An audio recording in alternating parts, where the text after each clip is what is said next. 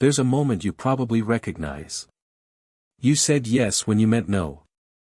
You stayed quiet when you should have spoken. You did the thing you told yourself you'd never do. And afterward, not guilt exactly, not shame exactly, something in your body. A tightness in the chest. A sick feeling in the stomach. A low-grade wrongness that followed you around for days. You probably called it guilt. But that's not quite what it was. What you felt was your biology sending an emergency signal. One that evolution designed specifically for moments when you act against the person you've told your group you are. And it goes far deeper than morality.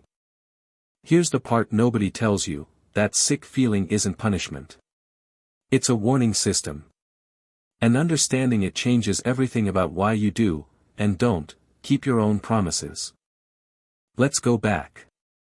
Not to a therapist's office or a philosophy classroom, but to a small band of humans on the African savanna, about 150,000 years ago. You're living with the same 30 people your entire life. These people know you. They remember what you said last season. They remember what you did when things got hard. And they are constantly, quietly, updating their model of who you are. In that world, your reputation wasn't a social nicety. It was a survival resource. If your group believed you were consistent, that the person you claimed to be matched the person you actually were, you received cooperation, protection, food sharing, alliance.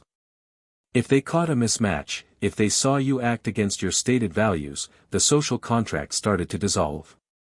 And in a world with no backup tribe, no emergency exit, dissolving that contract could kill you. Your brain evolved to prevent that from happening.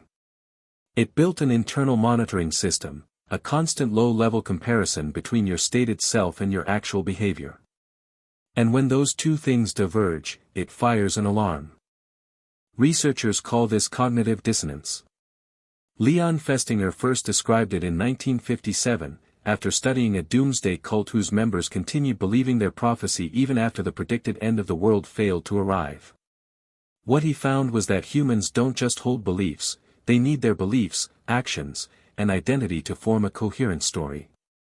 When that story breaks, the discomfort is not metaphorical. It is physical. Cognitive dissonance. That's the name. Here's what it means: the mental and physical discomfort produced when your actions contradict your beliefs or self-image. And here's why it matters to you: your brain treats that contradiction the same way it treats physical pain. As a signal that something needs to change, fast. But here's the part that makes it stranger. The sick feeling doesn't scale neatly with the size of the betrayal. Sometimes the smallest violations produce the most intense reaction. You told yourself you don't check your ex's profile. You did it once. 1 second. And the nausea afterward was disproportionate, almost absurd. That's because the monitoring system isn't measuring harm. It's measuring identity threat. The question it's asking isn't, how much damage did this do? It's, does this make me someone different than who I said I was? And that question, in ancestral terms, was existential. Think about the last time you compromised on something you claimed to care about. Maybe it was small, a white lie, a skipped commitment, a boundary you let slide. Did you notice how quickly your mind started building a case? Constructing reasons why it didn't count, why this time was different, why the rule didn't apply. That mental scramble has a name too. Psychologists call it rationalization, the brain's attempt to close the gap between who you acted like and who you believe yourself to be. Not by changing your behavior. By rewriting the story. Sound familiar? That scramble is happening constantly.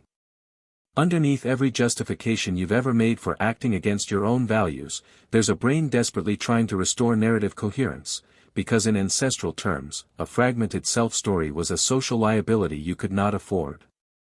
In 2006, researchers at the University of Georgia found that people who reported frequent self-concept violations, moments when they acted against their own stated values, showed measurable increases in cortisol levels, elevated heart rate, and disrupted sleep.